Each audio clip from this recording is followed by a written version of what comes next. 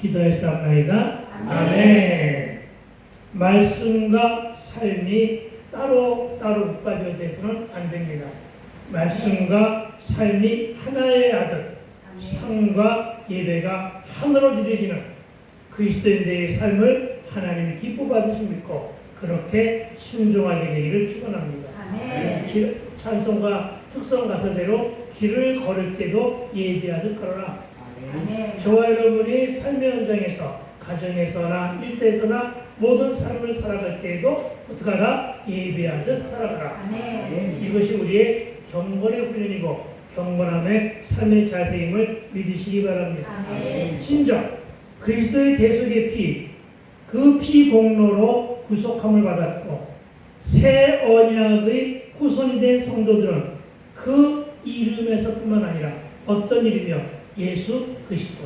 예수 그리스도의 그 이름에서뿐만 아니라 그 삶에서조차 왜요? 주님이 나를 대신하여 살아주고 계시기 때문입니다. 그래서 그 삶에서조차 새롭게 변화된 십자가의 흔적을 가지고 있어야 됩니다. 저와 여러분 십자가 흔적이 있어야 됨을 믿으시기 바랍니다. 십자가 흔적이 뭘까요? 예수 믿고 더불어 거듭남으로 변화된 흔적입니다. 내가 변화되었는가? 내가 예수 믿고 더불어 거듭났는가? 그 흔적은 내 안에 간직하며 살아가야 됨을 믿으시기 바랍니다. 고린도후서 17장 5절 그런즉 누구든지 그리스도 안에 있으면 뭐라? 새로운 피조물이라. 새로운 피조물들이 되어야 된다는 사실을 믿으시기 바랍니다. 이전 것은 지나갔으니 보라 새 것이 되었도다. 아멘. 무슨 얘기죠? 확실하게 구분되어지는 것은 예수 믿는 믿기 이전의 삶과 예수 믿는 이후의 삶은 달라야 된다. 이것이 새 사람이에요. 이런 삶을 살아가게 되기를 주의 이름으로 축원을 드립니다. 그러나 그렇게 새 사람으로 살기 위해서는 무엇보다도 우리의 타락한 예전의 본성, 우리가 예수 믿기 이전에 가지고 있었던 그 본성과 그 본성에서 빚어낸 어둠의 모든 일들을 전부 청산하고 뭐를 청산하시래요? 회개로 통해 자복함으로 그 죄를 청산하고 빛의 자녀로 빛의 열매를 맺어가야 할 것입니다. 마태복음 5장 14절에서 예수님은 우리를 향하여 너희는 세상의 빛이라. 아멘. 팔복을 말씀하신 후에 가장 처음 하신 말씀이 뭐라고요? 너희는 세상의 빛이라. 선지자 이사야도 60장 1절에서 일어나라 빛을 발하라. 이는 내 빛이 이르렀고 여호와 영광이 내 위에 임하였음이라 이렇게 선포합니다. 여러분 우리가 빛의 자녀로 그 빛의 주인인 예수의 복음을 전파하며 증인의 삶을 살아가야 한다는 것은 바로 우리가 믿고 순종해야 할 것입니다. 이 일이 바로 상과 예배가 하나가 되는 일임을 믿으시기 바랍니다. 어떻게 하란 말입니까? 예배 드리고 나서 곧바로 험한 말로 싸우고 세상에 나가서는 거짓말하며 도둑질과 부정한 일로 세상 사람들과 똑같이 살아가는 일은 상과 예배가 하나가 되지 못하는 아주 추악한, 아주 더러운, 아주 부패한 모습임을 기억하여 믿으시기 바랍니다. 이에 대해 사도 바울은 에베소서 4장 17절과 5장 20절에서 우리를 향하여 권면하기를 먼저 에베소 4장 10절은 이렇게 말합니다. 그러므로 내가 이것을 말하며 주 안에서 증언하노니 이제부터 너희는 이방인의 그 마음에 허망한 것으로 행함같이 행하지 말라. 어떻게 하라고요? 이방인의 그 마음에 허망한 것으로 행하는 것처럼 우리는 하지 말아야 됨을 믿으시기 바랍니다. 그런데 여러분 이방인의 마음과 허망한 것을 행하는 일을 요약하면 악인의 꾀와 죄인의 길과 오만한 자들의 자리임을 믿으시기 바랍니다. 곧 이방인의 삶과 우리는 멀리해야 되는데 그래야만 복 있는 사람으로 예수와 동행하는 삶을 살게 됨을 믿으시기 바랍니다. 곧 이방인의 허망한 삶은 육체의 일입니다. 육체일. 육체일하니까 생각나는 것이 있습니다. 성령의 열매 9가지와 반대되는 개념입니다. 성령의 열매 9가지와 반대되는 개념은 어디에 있느냐? 갈라디아서 5장 19절부터 20절의 말씀입니다. 한번 찾아보기 바랍니다.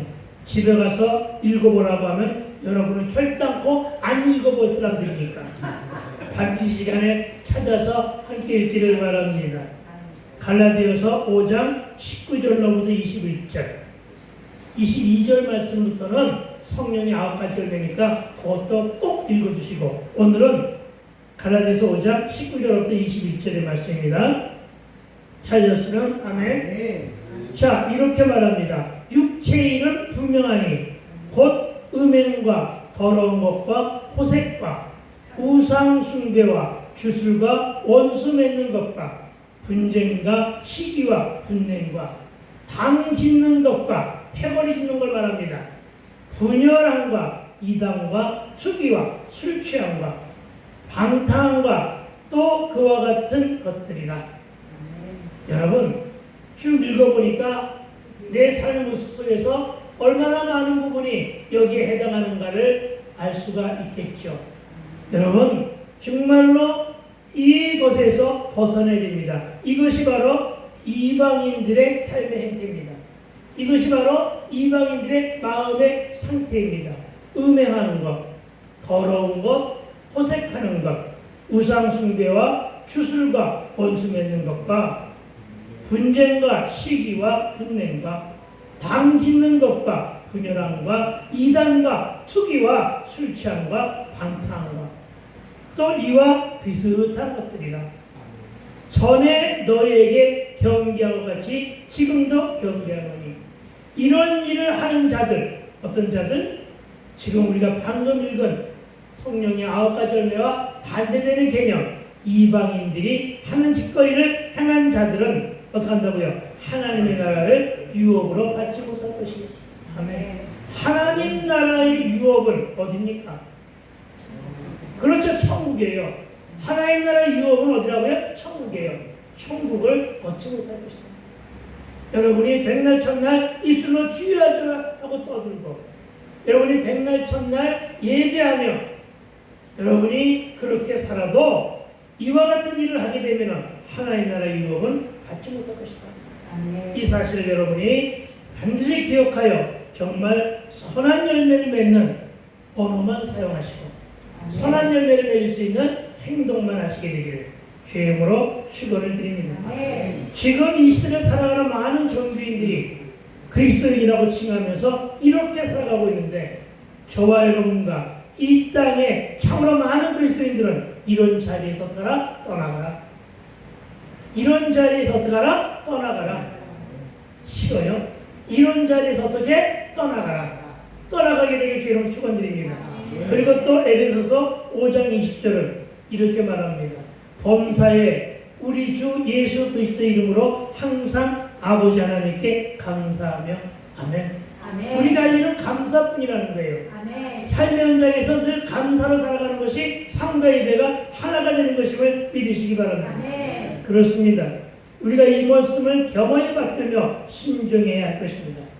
그리고 항상 하나님께 감사하는 삶을 살게 되기를 다시 한번 주의 이름으로 축복합니다. 아멘. 그리하여 우리는 우리의 삶을 통해 날마다 하나님이 기뻐하시는 거룩한 산제사, 다시 말하여 구약의 죽은 제사가 아닌, 여러분 구약의 제사는 아무리 거룩하게 지내도 그건 죽은 제사였어요. 왜? 짐승을 드렸지 나를 드린 게 아니니까. 네. 산제사는 뭐냐? 나를 번제물로 드린 제사. 나를 번제물로 드린 산제사를 드릴 수 있어야 함을 믿고 순종해야 할 것입니다. 이에 대하여 사도 바울은 로마서 12장 1절에서 그러므로 형제들아 내가 하나님의 모든 자비하심으로 너희를 권하노니 너희의 몸을 하나님이 기뻐하시는 거룩한 산제물로 드리라. 이런 너희가 드릴 영적 예배이라. 아멘. 그래서 우리가 예배시마다 회개하는 거예요. 회개하는 그 몸으로 드리는 것이 영적 예배임을 믿으시기 바랍니다. 그러니까 회개하라고 할 땐 회개해 좀 하세요. 입을 벌려서 마음속에 드러나 있는 모든 죄악들을 회개하세요. 한두 가지라도 해도 좋아요. 하나만 해도 좋아요. 회개하게 되길 부탁을 드립니다. 아멘. 그리고 요한복음 4장 24절은 하나님은 영이시니 예배하는 자가 영과 진리로, 다시 얘기하면 성령과 함께 말씀으로, 진리는 말씀이니까요. 영은 성령이에요. 그러니까 성령과 말씀으로 예배할지니라. 아멘. 여러분, 이렇게 오늘 보면은 이렇게 새 시대, 새 언약의 공동체인 교회가 보여주어야 할 구체적, 보여주어야 할 모습을 구체적으로 제시하여 우리가 따르기를 교훈하고 있음을 믿으시기 바랍니다. 아멘. 오늘 본문에서 형제 사랑, 결혼, 재물, 지도자와의 관계 등 다양한 주제들이 언급되지만 13장 본문을 크게 나누면 이런 거예요. 1절에서 6절까지는 삶으로 드리는 일상의 예배. 그러니까 이번 주와 다음 주는 같은 내용이에요. 삶으로 드리는 일상의 예배. 그리고 7절부터 19절은 참된 공동체적인 예배. 이렇게 구분할 수가 있습니다. 그리고 오늘은 1절부터 6절의 말씀으로 우리의 삶 자체가 예배로, 말씀과 기도로 하루를 시작하고 끝내라고 하는 말로도 들립니다. 하나님은 우리에게 시간을 주셨습니다. 하루는 24시간, 일주일은 168시간입니다. 저와 여러분, 이 많은 시간들 중에서 얼마나 주님을 생각하고 묵상하러 살아가고 있습니까? 이것이 바로 우리의 숙제이고 과제입니다. 하나님은 주무시도 쉬지도 않으시고 우리를 끝까지 돌아보아 주시는데 우리는 얼마만큼의 시간을 주께 드리고 있느냐는 질문입니다. 시간의 11조를 하나님께 드리게 되기를 주 이름으로 축원을 드립니다. 저는 신앙의 왕초보 때부터 주께 드려진 시간이 있었습니다. 새벽기도, 큐티로 그날의 말씀을 묵상하여 개인 카페에 올립니다. 그러고 난 다음에 구약 10장, 신약 10장을 읽습니다. 그리고 시간이 좀 있으면 책도 읽습니다. 그리고 집으로 돌아갑니다. 1999년 2월 13일에 내가 하나님을 만났는데 그 이후부터 지금 이렇게 하고 있습니다.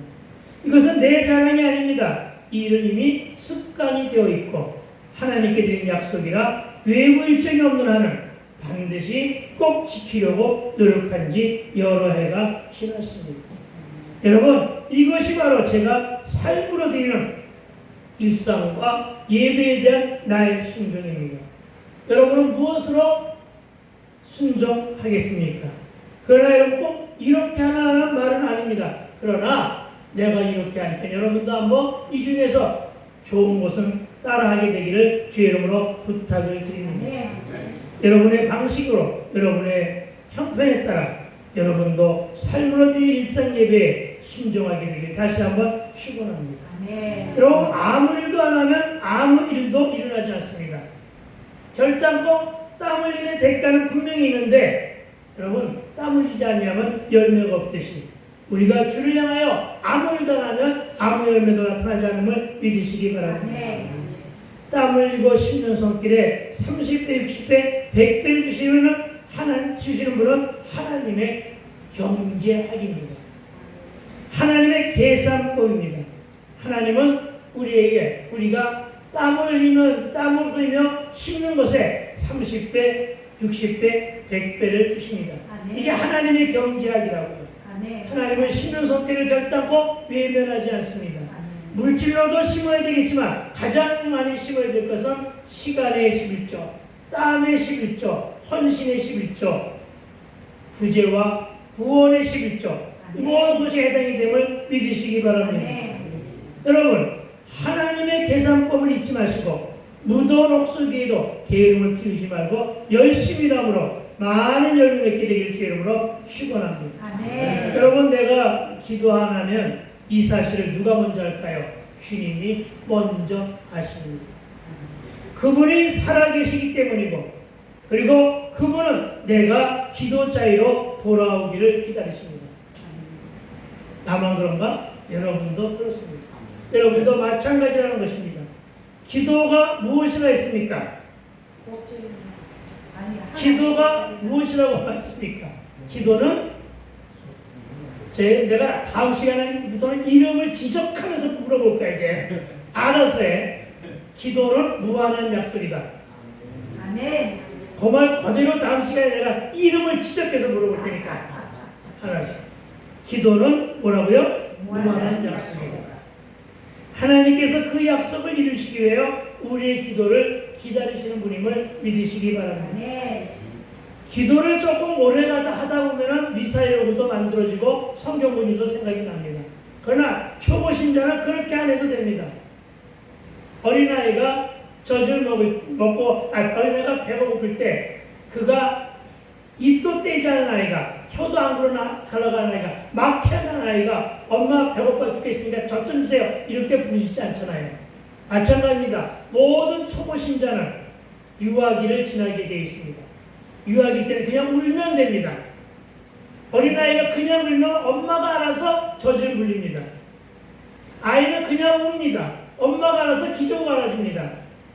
아이는 표현할 줄 모릅니다. 아시겠죠? 초보 신자는 그랬다는 얘기입니다. 근데 하나님은 이런 초보자의 기도를 가장 잘 헤아리고 잘 들어주심을 믿으시기 바랍니다. 네. 기도하는 방법은 없습니다. 주여 아시지요. 내가 이렇게 고달파요. 내가 힘들어 죽겠어요. 남편 때문에 힘들고 아내 때문에 힘들어요. 하는 일 때문에 힘들어요. 소망이 잘 이루어지지 않아 힘들어요. 그거 그냥 할 수 있잖아요. 기도가. 그렇죠? 그렇게 하시면 되겠습니다. 아멘. 여러분, 하나님께서 그 약속을 이루시기 위해서 우리의 기도를 기다리신다는 사실을 믿으시기 바랍니다. 아멘. 내가 이렇게 삶과 예배의 중심에 기도가 있고 여러분에게 기도하라 체근하지만 나는 여러분이 이 말을 안 들을 것이 뻔하기에 가슴이 아픕니다. 그래도 찔리는 데가 있나 보지? 가슴이 아픕니다. 내가 가슴이 아프다는 것은 누구도 예수님도 기도 안 하는 여러분 때문에 가슴 아파한다는 사실을 믿으시기 바랍니다. 아멘. 내가 여러 날 기도 안 하면 주변이 눈치를 챕니다. 왜? 기도 안 하면 내가 더듬거리기 시작하거든요. 영적인 것은 소멸되는 게 많아요. 기도 안 하면 더듬대요. 알겠어요? 기도하는 뒤끝은 기도가 유창하게 나가요. 아시겠죠? 오늘처럼 은혜로운 기도를 할 수 있는 것임을 믿으시기 바랍니다. 아멘. 대표 기도예요. 사단도 먼저 알고 나의 계름을 부추깁니다. 기도 안 하면. 아시겠죠? 이제 됐어. 그만큼 했는데 뭐 이렇게 속삭입니다. 그러나 여기에 속은 자들이 늘어나면 내가 속한 공동체 더 나아가 이 땅의 영성이 소멸되고 영성이 바닥을 치게 됩니다. 그러니까 속지 않게 되기를 축원합니다. 속지 말고 돌파합시다. 아멘. 다시금 제자리로 돌아온 회개로 하나님께 사죄하고 일상을 죽게 되는 시간을 뭐부터 잡으라고요? 기도의 줄부터 잡아 회복하게 되기를 주의 이름으로 축원드립니다. 아멘. 오늘 1절로부터 3절의 말씀만 묵상하는데 먼저 1절입니다. 1절 형제 사랑이를 계속하고 여러분 형제라고 하는 말을 좁게만 생각하지 말고 넓게 생각하게 되기를 부탁을 드립니다. 피를 나눌 형제 자매는 좁은 생각입니다.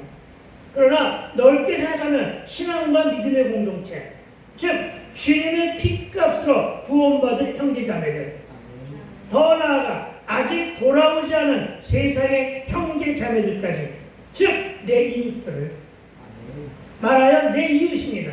내 이웃들을 두루두루 사랑하기를 원하시는 분은 우리 주님이십니다. 아멘.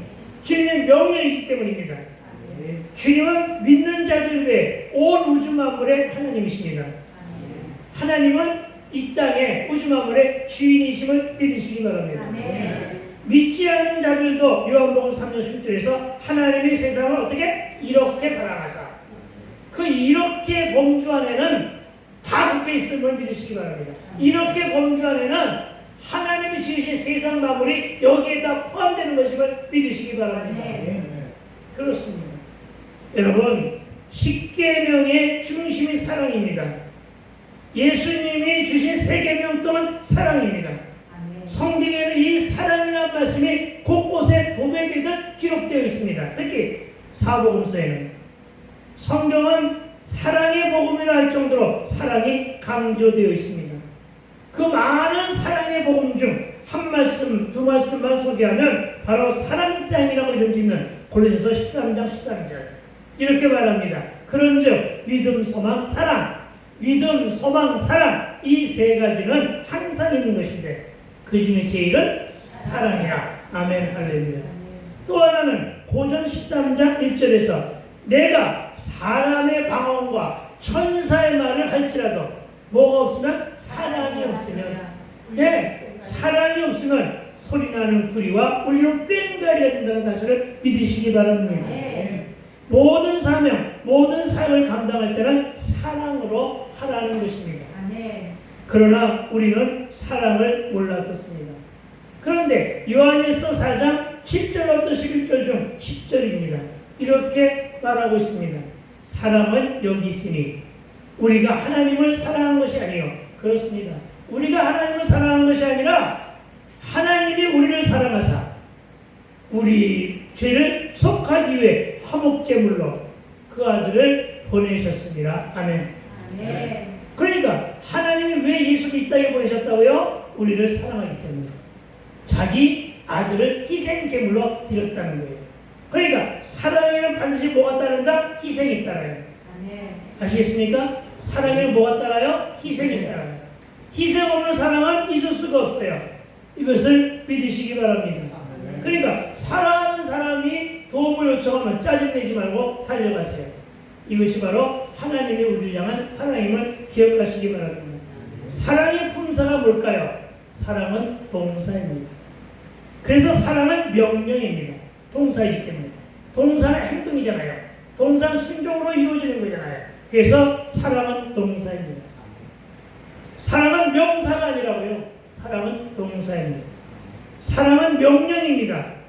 이 명령은 저와 여러분이 순종과 실천한 거에 믿으시고 오늘부터 사랑을 감당하게 되기를 부탁을 드립니다. 하지만 우리의 사랑에 대한 순종은 너무나도 미미합니다. 여러분, 사랑은 용서를 포함하고 희생을 필요로 하는 사실을 믿으시기 바랍니다. 용서와 사랑, 용서와 희생. 용서와 희생이 있는 사랑은 뜨거운 사랑입니다. 말하여 미친 사랑입니다. 미친 사랑. 십자가 사랑이 바로 미친 사랑입니다. 뜨거운 사랑이고요. 그래서 세상의 사랑은 식을 수가 있어요. 알겠어요? 세상의 사랑은 식을 수가 있지만 십자가에 사용하는 사랑은 결탄코 식지가 않습니다. 진정으로 사랑을 알고 싶다면 먼저 십자가의 사랑을 인지하시고 해석하여 잘 가슴속에 음미하며 심리에 새겨되기를 부탁을 드립니다. 내가 하는 예수 사랑은 미치지 않고서는 순종할 수가 없습니다. 그래서 뜨거운 것입니다. 그래서 미친 사랑하기에 열정이 따르기에 열매가 있다는 것을 믿어야 할 것입니다. 사랑할 수 있는 자만이 아니라 원수까지도 사랑하는 계명은 예수님이 주신 사랑법입니다. 용서하지 못하고 희생하지 못하면서 사랑한다고요? 웃기지 말라는 것이죠. 아시겠죠? 여러분, 어불성설입니다. 용서로 사랑을 배우세요. 희생으로 사랑을 배우세요. 그것이 맞는 얘기입니다. 여러분, 사랑은 용서를 포함하고 원망, 불평 내려놓을 때 사랑이 회복됩니다. 아멘. 사랑해요, 고마워요 라고 이 말 한마디에 관계마저 회복됩니다. 여러분, 사랑은 하나님으로부터 흘러나옵니다. 말씀과 기도로 그 사랑을 채우라며 느껴보게 되기를 축원합니다. 성경이 말하는 사랑은 단순한 감정이 아니라, 잘 들으세요, 성경이 말하는 사랑은 단순한 감정이 아니라 하나님의 성품을 닮아가는 삶의 태도입니다. 다시 얘기하면 하나님의 형상을 담는 일, 회복하는 일임을 믿으시기 바랍니다. 당장 오늘부터 하나님과 가까이 하기 위해서 기도하세요. 오늘부터 말씀을 묵상하세요. 이 일이, 이런 일상의 예배가 바로 하나님께 가까이 나가는 일이요, 영광을 올려드리는 일이요, 사랑이 회복되는 일이요, 또 형상이 회복되는 일임을 믿으시게 되길 주의 이름으로 축원을 드립니다. 그런데 오늘 보면 1절 말씀은 그 사랑을 어떻게 하라? 계속하라. 계속하라. 사랑을 하다 많은 것이 아니라 죽을 때까지 영원토록 해야 되는 것임을 믿으시기 바랍니다. 사랑은 영원하다. 아멘. 저와 여러분 이 말씀에 순종함으로 미워지더라도 관계에 금이 가고 갈등이 일어나고 분기와 불평불만이 지속되더라도 곧 돌이켜 사랑이 회복되기를 주의 이름으로 축복합니다. 가장 흔한 게 뭐예요? 부부싸움 아니에요. 그렇죠? 부부싸움 하다가 관계가 조금 틀어지면 먼저 손을 내미세요. 내가 먼저 손 내밀 걸. 그 말씀하면 한탄하며 눈물 흘리지 말고 먼저 손 내미세요. 그것이 바로 승리하는 자입니다. 먼저 손 내미는 자가 승리하는 자예요. 그러고 나는 맨날 실패하고 말아요. 왜냐하면 내가 먼저 손 내미는 것이 아니라 우리 사모가 먼저 손 내미니까 늘 승리자예요. 그렇죠? 왜 그런 줄 아세요? 남자들은 영적인 찌질아예요. 영적인 찌질하라고요. 남자들이. 그래서 그래요. 여러분 2절입니다. 2절 우리 함께 한번 읽어보자. 시작. 손님 대접하기를 잊지 말라. 이로써 부지 중에 천사들을 대접하는 일이 있었느니라. 아멘. 대접. 손님 대접. 손님 대접하면 여러분의 머릿속에 말씀의 먹거리가 떠올라야 돼요. 말씀의 먹거리는 세상에 찾지 말고 성경에 찾아야 돼요. 성경에서. 어떤 성경? 아브라함. 창세기 18장 1절 이하에 아브라함이 상수리 나무 안에서 쉬고 있는 손님 대접. 그게 하나님의 사자였어. 변장한 하나님의 사자였어. 그 손님 대접 한번 잘하여서 누굴 만나? 하나님을 만나죠. 그리고 이삭의 약속을 받죠. 이걸 기억하라고. 대접 하면 이런 수학이 따라오는 거예요. 아시겠죠? 자다가 누웠다가 떡이 생기는 거예요. 또 창세기 19장 2절도 말씀의 좋은 먹거리죠. 창세기 19장 2절 이하가 어떤 말인데요? 소돔과 고모라를 멸망하기 위해서 천사가 변장하고 길을 갑니다. 그걸 누가 알아봤어? 욥이 알아봤어. 욥이 알아보고 그 나그네 손님을 천사를 잘 대접했어. 그 덕에 소돔과 고모라가 멸망당하는 중에도 자신과 두 딸은 구원을 받잖아요. 아멘. 그런 거예요. 아멘. 알겠어요? 손대접하기를 잘하세요. 섬기는 일 중에 가장 잘 섬기는 것이 밥 대접하는 거야. 밥 대접하는 거라고. 밥이 뭔지 알죠? 식사 대접. 밥 대접하는 거. 아시겠어요? 그 대접 한번 잘하면 가장 복된 일로 주어짐을 믿으시기 바랍니다. 밥 잘 사주면 준다라는 연속극 제목도 있었어요. 옛날에. 저와 여러분 사람을 가리지 말고 밥 한 번 잘 사 복 받는 일에 마중물 되기를 주의 이름으로 축복합니다. 우리나라 사람들의 인사말 중에 가장 흔한 것이 뭐예요? 식사하셨어요. 식사 한번 합시다. 식사하셨어요 하는 말과 식사 한번 합시다. 의례적인 인사지만 그 약속을 꼭 지키는 사람이 있어서 너무나 감사하더라고요. 여러분 식사 잘하세요. 의례적인 인사를 끝내지 말고. 예전에 굶고 살았던 시절에 생겨난 인사말이에요. 식사하세요. 식사하셨나요? 그러나 밥을 잘 사면 영적인 지형이 넓어지고 관계가 확장돼요. 그리고 그 길이 복으로 돌아오는 길임을 믿으시기 바랍니다. 예배 후 식사 대접을 잘하는 일은 바로 초대교회의 모습입니다. 이 땅의 우리나라 이 땅의 교회가 초대교회의 모습을 닮아가야 돼요. 그러면 교회 안에서도 식사 대접을 잘해야 돼요. 마태복음 25장 35절에서 40절까지 말씀. 이것이 대접하는 일이 사랑의 한 표현임을 교훈으로 증거하고 있습니다.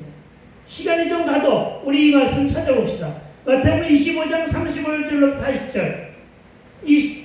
마태복음 25절부터 25장 35절에서 40절까지. 마태복음 25장. 먼저 34절부터 읽습니다. 그때 임금이 그 오른편에 있는 자들에게 이르시되 내 아버지께 복받은 자들이여 나와 창세로부터 너희를 위하여 예비된 나라를 상속하리라. 35절. 내가 줄일 때 너희가 먹었으면 주었고 목마를 때 마시게 하였고 나그네가 되었을 때 영접하였고. 여기서 내가는 누굽니까? 예수님입니다. 36절 헐벗을 때 옷을 입혔고 병들었을 때 돌보았고 옥에 갇혔을 때 와서 보았느니라. 아멘. 37절 이에 의인들이 대답하여 의인들은 뭐예요? 예수를 따라다니는 많은 믿는 자들이에요. 이 의인들이 대답하여 이르되 주여 우리가 어느 때 주께서 주인 것을 보고 음식을 대접하였으며 못 마르신 것을 보고 마시게 하나이까. 38절 어느 때 나그네 되신 걸 보고 영접하였으며 헐벗은 것을 보고 옷 입혔나이까. 39절 어느 때 병드신 것이나 옥에 갇힌 것을 보고 가서 배웠나이까 하리니. 40절이 주님의 말씀 중 가장 핵심입니다. 핵심이 되는 말 기억하세요. 함께 읽어봅시다. 임금에 대하여 이르시되 내가 진실로 너희에게 이르노니 너희가 여기 있는 내 형제 중에 지극히 작은 자 하나에게 한 것이 곧 내게 한 것이니라 하시고 아멘. 예수님의 이 말씀 지극히 작은 자 하나에게 한 것이 곧 내게 한 것이니라. 이게 복지예요. 오늘날 아시겠습니까? 이게 복지라고요.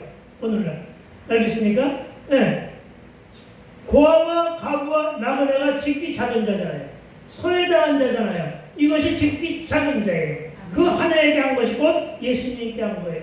그러니까 복지는 성경에 기록된 거예요. 나중에 기회가 있으면 이 말씀을 한번 증거할 것인데, 여러분 복지는 좌우로 나누는 것이 아니에요.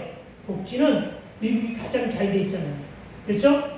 미국이 청교도로 나라를 세운 다음에 성경에서 뽑아낸 게 복지예요. 알겠죠? 미국은 한가비는 60, 거기 뭐 이런 거 안 따지니까 60인가 65세가 넘으면 그때부터는 일 안 해도 나라에서 줘요. 근데 그 전에는 일하면 쏙쏙 세금 뺏어가죠. 그렇죠? 철저하게 뺏어가는 나라가 미국입니다. 세금으로도 많이 비싸요. 근데 그 나라가 의료보험은 잘 안 돼 있는데 이 복지보험은 잘 돼 있어요. 60살만 넣으면 그냥 무조건 돈 주는 거예요. 생활 책임져주는 게 복지예요. 이것이 우리나라에 들어와가지고 지금 복지가 형성되는 것임을 믿으시기 바랍니다. 그렇습니다. 저와 여러분, 내 앞에 있는 그를 대접함이, 내 앞에 있는 그가 누구예요? 작은 자, 고아가 나그네, 헐벗고 굶주리는 자, 소외된 자, 아픈 자, 이를 대접함이 내 앞에 계신 예수님을 대접하는 일이에요. 믿으시기 바랍니다. 그 일이 바로 사랑의 실천이에요. 사마리아인 된 모습임을 믿으시기 바랍니다. 이런 것을 잘 깨달고 밥도 잘 사고 밥도 잘 사고 대접도 잘하게 되기를 축원합니다. 내 말을 꼬아서 들어가가지고 아이고 목사님에게 밥을 잘, 이 말이 아니고, 아시겠죠? 이제 3절입니다. 너희도 함께 갇힌 것 같이 갇힌 자를 생각하고 너희도 몸을 가졌은즉 학대받는 자를 생각하라. 아멘. 무슨 얘기입니까? 예수 믿는다는 단 하나의 조건 때문에 로마의 감옥에 투옥되거나 복음을 전하다가 유대주의자들과 바리새인과 사두개인과 서기관과 종교 지도자들에 의해 어려움을 겪고 있는 사도들, 아시겠죠? 이 사도들과 주를 믿는 형제들이 많은 핍박과 어려움 속에 놓이는데 이들이 전부 다 함께 갇힌 자예요. 알겠습니까? 있는데 그들과 한 몸된 그리스도인들이 너희도 그들과 한 지체이니, 그러니까 나는 비록 바깥에 있지만은 내가 언제 그 일을 당할지를 모르는 거예요. 그래서 너희도 그리스도와 한 몸이니, 너희도 그리스도와 한 지체이니, 무슨 얘기죠? 너희도 믿음의 공동체 아니냐? 너희들이 지금 비록 밖에 있다고 해도 너희도 몸을 가졌다. 무슨 얘기예요? 너희도 그리스도와 한 몸이야, 한 지체이다.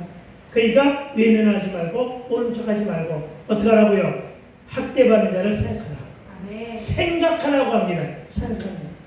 여러분, 지금도 이런 일로 투옥되거나 어려움을 겪고 있는 그리스도인들이 많이 있습니다. 그런데 오늘 히브리서 기자는 그들을 생각하라 합니다. 생각하라 하는 말은 사랑하고 기도하며 대접하라는 뜻임을 믿으시기 바랍니다. 그래서 생각하라는 것은 형제 사랑의 실천이자 핍박당하는 자와 함께 그리스도의 고난에 동참하는 일임을 명심해야 할 것입니다. 고린도서 12장 26절은 이렇게 말합니다. 만일 한 지체가 고통을 받으면 모든 지체가 함께 고통을 받고 한 지체가 영광을 얻으면 모든 지체가 함께 즐거워하느니라. 아멘. 이게 우리의 삶의 모습이 되어야 돼요. 여러분 중에 누가 고난을 받으면 함께 힘들어하고 슬퍼하고 고난에 동참하고, 이게 십자가를 함께 지는 일이에요. 여러분 중에 누가 기쁜 일이 있으면 함께 기뻐하고 함께 축복해 주는 것. 아멘. 이것이 한 몸 된 지체들의 모습임을 믿게 되길 주의 이름으로 축원드립니다. 아멘. 그렇습니다. 함께 고통을 받고 함께 즐거워하는 일이 십자가 연합입니다. 십자가의 동창입니다. 그리스도인들의 사랑 행위임을 믿게 되길 주의 이름으로 축원드립니다. 아멘. 로마의 핍박이 심했던, 즉 히브리서가 쓰여진 시대에도 핍박당하고 베드로나 사도 바울처럼 투옥되는 사례, 즉 갇힌 자가 되는 사례가 빈번했던 것은 잘 알려진 일입니다. 그래서 3절을 다시 살펴보니까 너희도 함께 갇힌 것 같이 갇힌 자를 생각하고 너희도 몸을 가졌은즉 학대받는 자를 생각하라. 무슨 말입니까? 아직 의를 위해 살다가 갇히지는 않았지만 역지사지하여 보라는 것이죠. 역지사지하여 입장 바꿔 생각해 보라는 거죠. 갇힌 자를 생각하고 너희도 지체로서 한 몸이니 학대받는 일을 남이 당하는 것으로 시구하지 말고 내가 당하는 것으로 그를 생각하라. 이 말입니다. 즉 입장 바꿔 생각하면 이해도 되고 궁휼한 마음도 생기니 어떡하라? 서로 사랑으로 섬기라. 아멘. 그렇다면 지금 이 시대에 갇힌 자들이 있다는 것이죠. 그들이 바로 누구냐? 의를 위하여 핍박당하는 자들임을 믿으시기 바랍니다. 아멘. 부정부패에 연루되어 옥에 갇힌 자들 말고요, 온갖 죄를 짓고 법의 심판을 받아 감옥에 갇히거나 선출직 공자가 되어 국민을 배신하고 국정농단으로 나라를 어지럽히다가 옥에 갇힌 자들 말고 의를 위하여 예수 정신으로 살다가 십자가 지고 사역을 감당하다가 복음을 수호하고 복을 위해 헌신하다가 어려운 일을 당한 사람들, 이들을 두고 하는 얘기입니다. 힘들고 지쳐 한 몸도 제대로 가누지 못할 정도로 어렵고 넘어지고 자빠지며 먹는 자를 헌신과 섬김 등의 여러 가지 일로 지쳐서 오 주여 어찌하오리까 한마디 내뱉는 말이 이젠 더 이상 오도 가도 못하는 상태야. 그래서 숨마저 잘 쉬지가 않을 때 내뱉는 소리가 주여 이제 어찌하오리까. 이렇게 한탄하는 수많은 주의 종들이 바로 갇힌 자들이에요.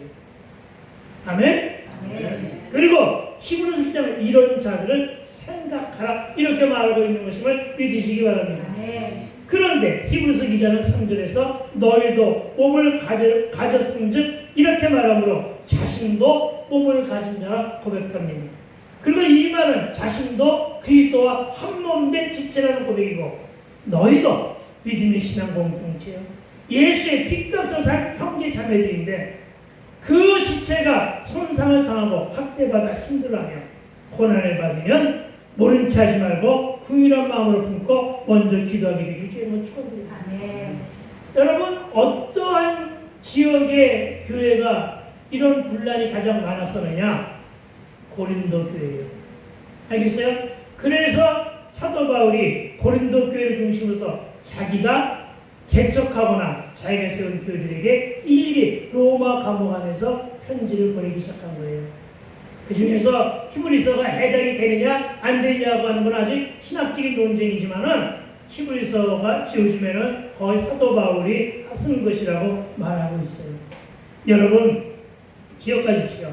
지체가 손상을 당하고 학대받아 힘들어하며 고난을 받으면 모른 체 하지 말고 궁휼한 마음으로 품고 먼저 기도하게 되기를 주의로 축원드립니다. 아멘. 그래서 본서 기자는 형제 사랑의 구체적인 표현으로 손님 대접하는 일과 다시 말해 나그네와 어려운 일 당한 자들을 대접하는 일과 그리스도의 한 몸 된 지체로 복음을 위해 십자가 지고 있는 자들이 박해를 받는 그들을 생각하라고 말하고 있습니다. 그런데 생각하라니요, 무엇을 생각해야 됩니까? 남의 일처럼 말하지 말고 내 일처럼 생각하라는 뜻입니다. 아멘. 예수 믿는 나도 주의 십자가 지는 자인 나도 갇힐 수 있고 박해를 받을 수 있으니 늘 그들을 위해 기도하고 궁휼을 베풀고 사랑하며 섬기라는 것입니다. 궁휼의 정확한 뜻이 뭘까요? 궁휼의 정확한 뜻은 불쌍히 여깁니다. 그런데 이 궁휼도 하나의 먼저 우리를 궁일이 여겨주셨음을 믿으시기 바랍니다. 그러니까 우리도 예수를 하다가 갇힌 자들이 될 수 있고 이를 위하여 의를 위하여 박해를 받는 자들이 될 수도 있으니 내가 먼저 궁일을 한 마음으로 생각하라는 것입니다. 무슨 얘기예요? 주께서 나를 궁일이 여겨줬으니까 나도 누구를 의를 위하여 핍박한 자를 어떻게 하라? 궁일이 여기라. 마태복음 5장 7절이 그겁니다. 궁일이 여기는 자는 복이 있나니 그들이 궁일이 여김을 받을 것이니. 아멘. 저와 여러분, 고난당한 자를 궁일한 마음으로 생각함으로 복받는 인생들로 거듭나게 되기를 주의 이름으로 다시 한번 축복합니다. 그리고 그 일도 사랑에서 시작해야 함을 믿어야 할 것입니다. 오늘의 제목은 삶과 예배입니다. 그리고 그 중심은 사랑이요 손대접하는 일입니다. 어려운 일을 당한 내 이웃에게 국민을 베푸는 일임을 기억합시다. 저와 여러분, 예수 믿으시지요? 예수 믿고 더불어 거듭남의 변화는 사랑입니다. 거듭나는 변화가 뭐라고요? 사랑이라고요. 이 사랑은 하나님으로의 형상 회복임을 믿어야 할 것입니다. 사랑하며 살아가는 일이 바로 삶으로 드리는 예배입니다. 오늘부터 사랑합시다. 이제 정리합니다. 우리네 하루 일상을 드린 삶과 예배는 믿는 자로 본을 보이는 삶인데 그 본이 뭐라고요? 사랑입니다. 손대접이요 생각하는 일을 명심하게 되길 주의 이름으로 축원을 드립니다. 그리고 이 모두는 나를 위함이 아니고 내 이웃을 위함이고 더 크게는 주를 위한 이유입니다. 더 크게는 복음을 위함입니다. 개인주의가 아닌 이타적인 마음으로 감당해야 될 줄로 믿습니다. 또 하나 상가 예배는 일상의 삶에서 믿음으로 드러내라는 말씀입니다. 믿음으로 드러내세요. 하나님의 백성을 특징 있는 삶의 최우선 덕목은 소외된 자, 억울한 자, 악한 자 편에서는 형제 사랑임을 믿으시기 바랍니다. 그리고 그 사랑을 실천하는 삶이 바로 믿음의 경주입니다. 믿음의 고든 길은 불신의 눈에는 굽은 길처럼 보일 것입니다. 세상의 정상을 향해 한눈 팔지 않고 질주하는 것을 우리는 성공이라 말하지만 그리스도인은 약자의 모습으로 그리스도가 계신 그늘진 뒷골목으로 향하는 걸음걸이임을 그러니까 믿음을 믿으시기 바랍니다. 그 길이 예수님이 가신 길입니다. 예수님은 예루살렘 성전 바깥에 늘 사셨어요. 성전 바깥이 나사로가 살았던 동네예요. 그 동네 사시는 것을 늘 즐겨하셨어요. 그 길이 좁은 길이었습니다. 예수님은 그 좁은 길에서 고아와 나그네와 과부와 병든 자와 소외된 자들과 함께 하셨고 그들이 친구가 되어주신 분임을 믿으시기 바랍니다. 이 일이 바로 예수님 방식의 사랑법이기 때문입니다. 마태복음 7장 11절부터 12절은 주님이 주신 계명 중 황금률이라고 하는데 12절 말씀만 특별하게 여러분에게 전해드립니다. 그러므로 무엇이든지 남에게 대접을 받고자 하는 대로 너희도 남을 대접하라. 이것이 율법이요 선지자 아니라 하십니다. 아멘. 우리는 그분의 사랑법을 배움으로 잘 대접하고 긍휼한 마음으로 생각하며 오직 주께 헌신하며 삶을 살아가는 삶으로 상과 예배가 하나가 되어 많은 그리스도인들 중 가장 축복받는 싫어요? 많은 그리스도인들 중 가장 축복받는 저와 여러분 되시기를 축복합니다. 다시 한번 결론을 내리면 기승전 예수로 살라는 말씀입니다. 지금까지 내 인생과 내 삶의 결론이 나였다면 이제부터는 내 삶의 결론이 누구로 끝나? 주 예수 그리스도로 끝나는 인생을 살아가게 되기를 다시 한번 주의 이름으로 축복합니다. 이제 기도합니다. 오늘은 힘으로 기도를 할 텐데 몸이 아픈 분은 아픈 부위에 소망이 있는 분은 오른손으로 가슴에 얹고